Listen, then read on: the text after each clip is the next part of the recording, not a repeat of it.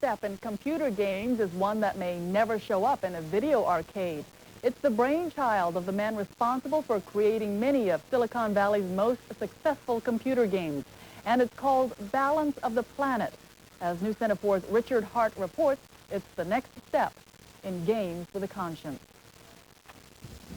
High above the haze of Silicon Valley, there is a field of wild California poppies and a fish pond, and 16 cats, 10 ducks, 3 dogs, 1 burro, a pony, 3 sheep, and a computer programmer.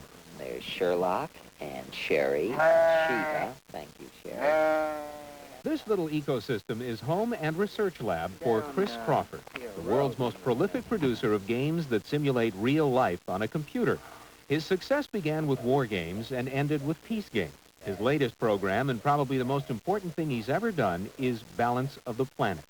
In this game, you can spend money, pass laws, and do other things to prevent everything from global warming to radiation. But in the process, you learn about jobs and health, food and wealth, and what a delicate balance it all is.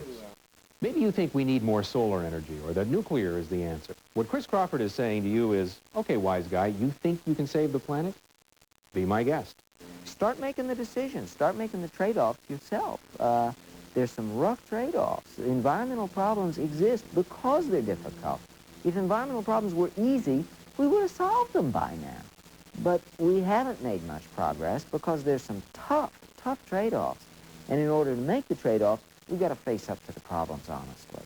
And that's what I'm trying to do in the game. So what makes him an authority on the planet? Well, Chris spent the last 2 years of his life researching everything he could find on environmental and energy matters. Page after page, he painstakingly mapped out the complex relations between everything. It is good for my soul to spend 10, 12 hours a day pounding on a computer and then stop and go out and shovel some manure. It sort of brings me back into the real world. After all, you've got to keep these things in balance. In the hills above Silicon Valley, Richard Hart, News Center 4.